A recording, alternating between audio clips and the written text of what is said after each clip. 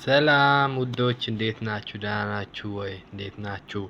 ባለፈው ስለ አብርሃምና ስለ ሳራ ካወራው በኋላ አንዳንድ ቪዲዮን ያያችሁ ወንድሞች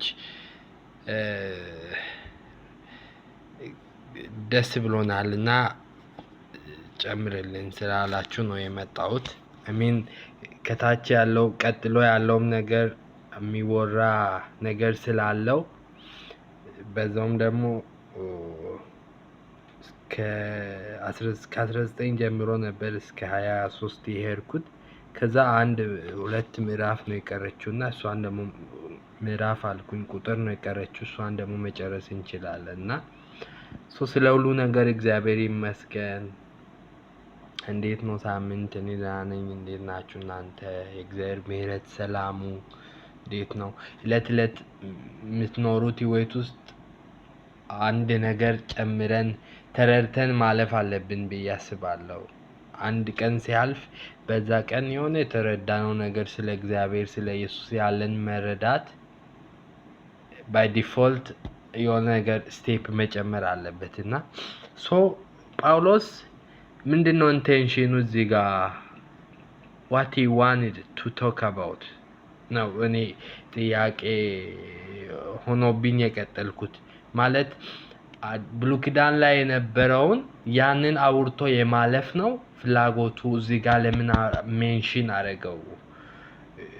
when you see chapter 4 ሮማንስ chapter 4 በምናይበት ጊዜ ከዳዊት የወሰዳቸው ከሆኑ ከብሉይ ኪዳን መጻሕፍት እየወሰደ ይጠቅሳል።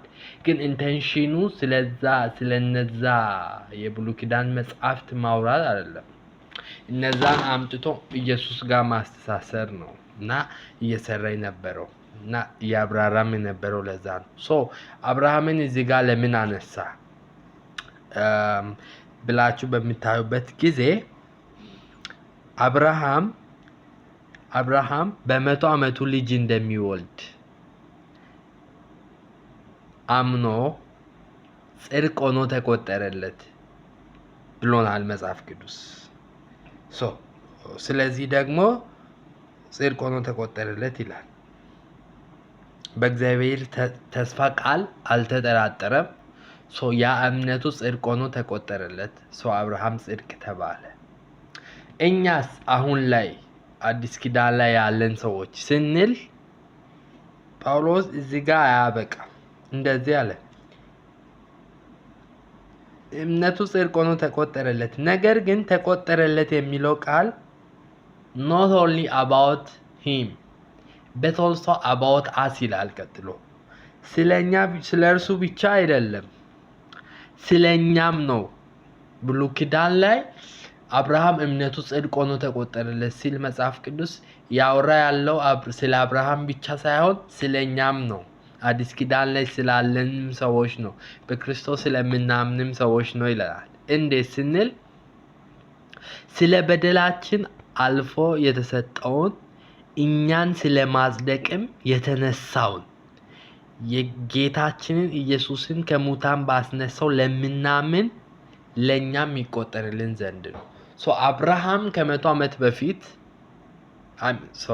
አብርሃም ከነዛ ከ2000 ዓመት በፊት በ100 ዓመቱ እንደሚወልድ አምኖ እግዚአብሔር ልጅ እንደሚሰጠው አምኖ ጽድቅ ሆኖ ተቆጠረለት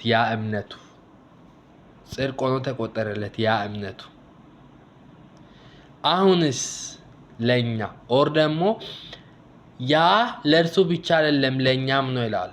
እንዴት ስንል በኢየሱስ ክርስቶስ አምነን በኢየሱስ ክርስቶስ የመስቀል ስራ ለምናምን እምነታችን ይላል ለኛ ጽድቅ ሆኖ ይቆጠርልናል። ይሄው እኔ ያላልኩም መጽሐፍ ቅዱስ ነው ያለው። ጌታችን ኢየሱስን ከሙታን ባስነሳው በእግዚአብሔር አብ ማለት ነው። ምክንያቱም እግዚአብሔር አብ እንደሆነ ነው የምናውቀው አይደል? መጽሐፍ ቅዱስ የሚነግረን ኢየሱስ ክርስቶስን ከሙታን ያስነሳው ያ መንፈስ ይላል። የሆነ ቦታ ላይ ስታነቡ ኢየሱስ ክርስቶስን ከሙታን ባስነሳው መንፈስ የሚል አለ፣ እግዚአብሔር አብ የሚል አለ። ዞሮ በተርኒቲ ለምናምን በስላሴ ለምናምን ነው። ያ እምነታችን ይላል ጽድቅ ሆኖ ይቆጠርልን ዘንድ ነው። አብርሃም በዛ ማመኑ ጽድቅ ሆኖ እንደተቆጠረለት በዛ ዘመን ያው እናውቃለን። ብሉይ ኪዳን የአዲስ ኪዳን ጥላ ነው። አካሉ ደግሞ ራሱ አዲስ ኪዳን ነው። ብሉይ ኪዳን ላይ ያሉ ነገሮች አብዛኛዎቹ አዲስ ኪዳን ላይ መጥተው ነው አይደል ሪል ህይወት ላይ አፕሊካብል የሆኑት። ሞግዚት ለምሳሌ ህግን ሞግዚት ይለዋል።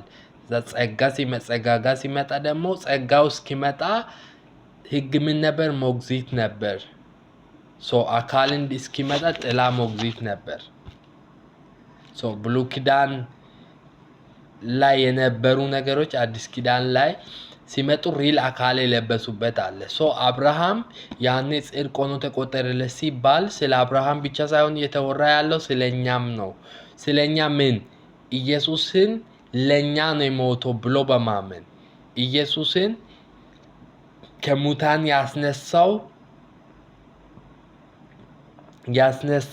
ከሙታን ባስነሳው በሱ ማመን ጽድቅ ሆኖ መቆጠር ነው። ጽድቅ ሆኖ ይቆጠርልናል። እናምናለን በሱ በእግዚአብሔር አብ እናምናለን። ጽድቅ ሆኖ ተቆጠረልን ማለት ነው። በዚህ መልኩ ጳውሎስ ለሮሜ ሰዎች ያስረዳቸዋል። እና ስለ አብርሃም ሲወራ ያ ታሪክ የአብርሃም ብቻ አይደለም፣ ዊሼሪት የኛም ነው ለማለት ነው። ተባረኩ። ወዳችኋለሁ። ጸጋው ይብዛላችሁ።